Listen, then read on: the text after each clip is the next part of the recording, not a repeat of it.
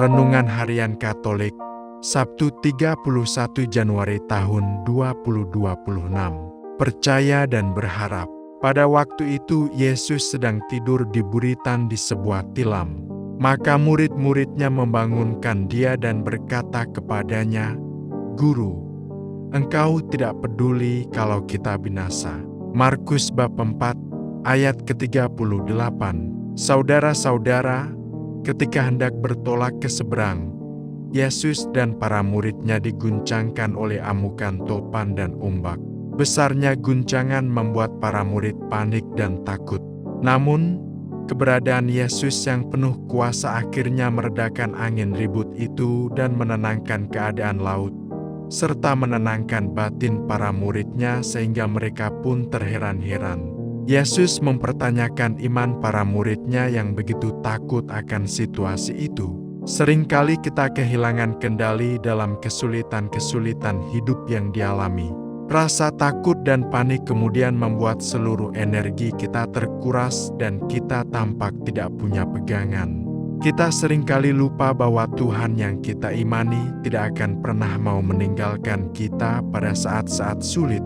Oleh karena lemahnya iman akan Dia, kerap kali kita terlalu lama menghabiskan waktu dalam keraguan-raguan sehingga mengabaikan sukacita yang sudah kita terima dari Allah melalui rahmat-rahmat-Nya. Dalam Injil hari ini, dikisahkan bahwa para murid menjadi takut ketika menghadapi taufan dan ombak yang ganas.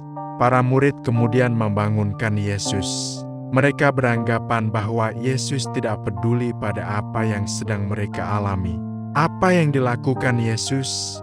Ia bangun lalu menghardik angin dan menyuruh angin itu diam dan tenang sehingga angin itu pun taat kepadanya. Ketakutan para murid adalah hal yang wajar. Tetapi rupanya para murid belum memahami siapa Yesus yang mereka sebut guru itu. Tindakan menghardik angin mau mengatakan bahwa Yesus berkuasa atas segala kekuatan alam. Sehingga Yesus bertanya kepada para muridnya, "Mengapa kamu begitu takut dan tidak percaya?" Dari peristiwa peredaan angin ribut kita dapat menarik dua pesan.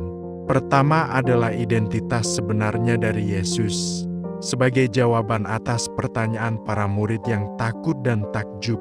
Siapakah sebenarnya orang ini sehingga angin dan danau pun taat kepadanya? Angin reda menunjukkan bahwa Yesus adalah pribadi yang memiliki kuasa Allah sendiri. Kedua terletak pada simbol dalam kisah yang dapat kita pakai untuk melambangkan gereja mula-mula. Perahu melambangkan komunitas gereja, laut di sekitarnya adalah dunia. Yesus naik ke perahu bersama para murid dan Dia terlihat tidak berada dari mereka. Kemudian badai dahsyat muncul dan ombak akan menenggelamkan perahu. Lalu di mana Yesus saat badai berlangsung? Tidur, tidak sedikit pun khawatir. Murid-murid memarahinya, "Guru, tidak pedulikah engkau kalau kita binasa?" Betapa sering tuduhan seperti ini muncul ketika komunitas kita babak belur oleh macam-macam kesulitan, dan kita bertanya di mana Tuhan ketika kita ada masalah besar.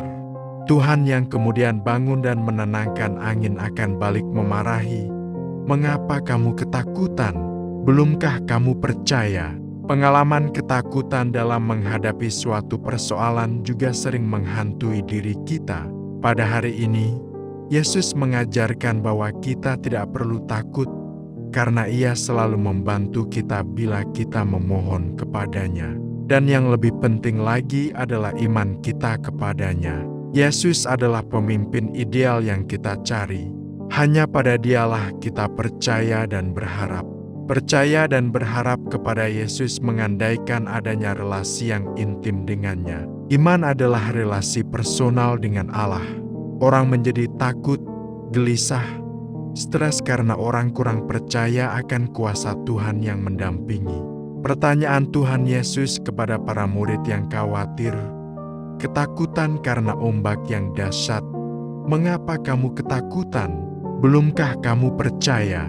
Mengingatkan kita akan relasi personal kita dengan Tuhan Yesus. Hari ini gereja memperingati Santo Yohanes Bosco yang lahir tahun 1815 di Turin, Italia. Pada usia 26 tahun, Yohanes Bosco ditabiskan menjadi imam.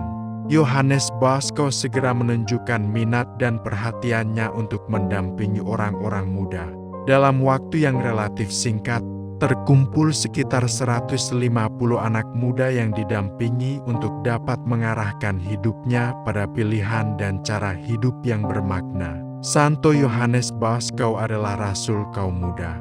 Dia percaya bahwa kaum muda benar-benar membawa harapan bagi segalanya. Sebab itu, prinsipnya adalah biarkanlah kaum muda tidak hanya mendengar bahwa dirinya dicintai, tetapi dia harus mengalami bahwa dirinya memang dicintai.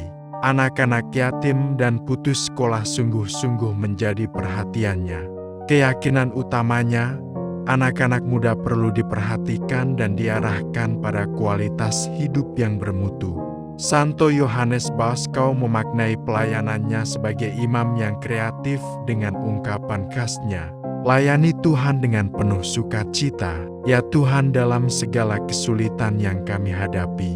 Hadirlah dan tenangkanlah batin kami. Demikian renungan hari ini. Selamat beraktivitas. Semoga semuanya lancar, sukses, serta selamat. Tuhan memberkati.